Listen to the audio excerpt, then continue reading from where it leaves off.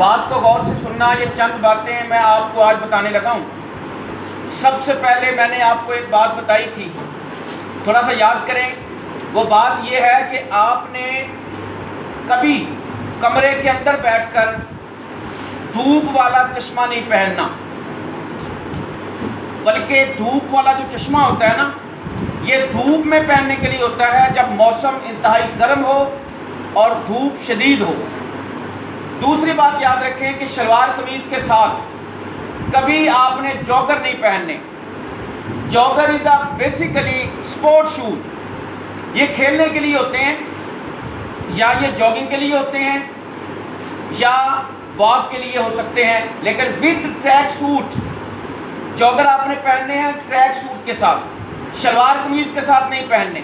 اور یہ جو آپ نے پتلون اور یہ شرٹ پہنی ہے, اس کے ساتھ بھی آپ نے جوگرز نہیں پہننے.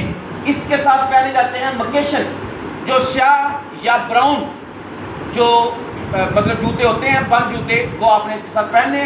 یا گرمیوں میں اگر آپ چاہیں تو اس کے ساتھ آپ سینڈل پہن سکتے ہیں. یہ کتنی باتیں ہو گئی؟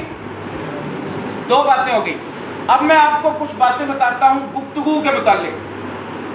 گفتگو کے متعلق ایک بات یاد رکھیں, سب سے پہلے گفتگو کرنے والا یعنی ہمارے نبی پاک صلی اللہ علیہ وسلم کا جو طریقہ کار ہے وہی ہمارے لیے سب سے اہم ہے, اور وہی سارے جہان کا چارٹر ہے. چارٹر جس کو ہم کہیں گے کہ ایک یہ اصول نامہ سارے جہان کی سب سے بڑی دستاویز ہے.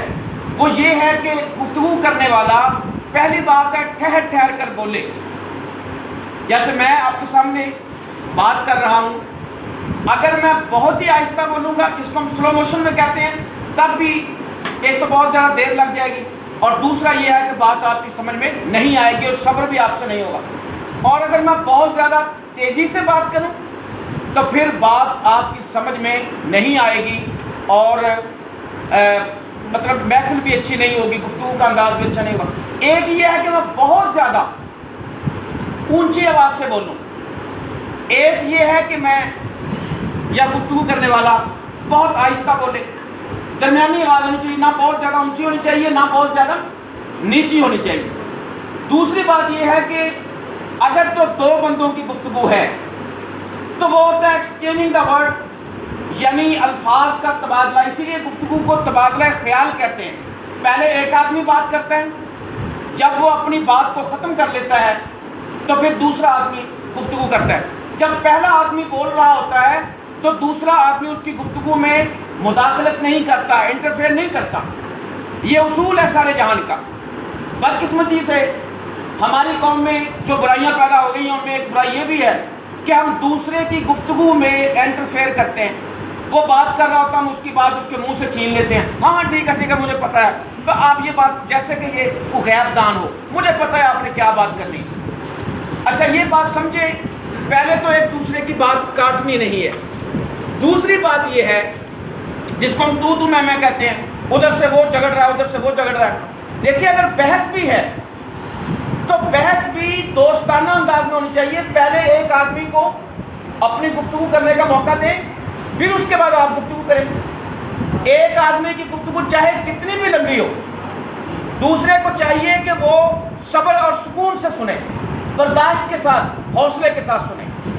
اور اگر اس نے اپنی گفتگو میں کوئی نازیبا الفاظ کہہ دیے ہیں تو بھی اس گالی کا جواب گالی سے مت دے, بلکہ اس کو غور سے سنے اور بعد میں مہذب انداز میں اس کا جواب دے.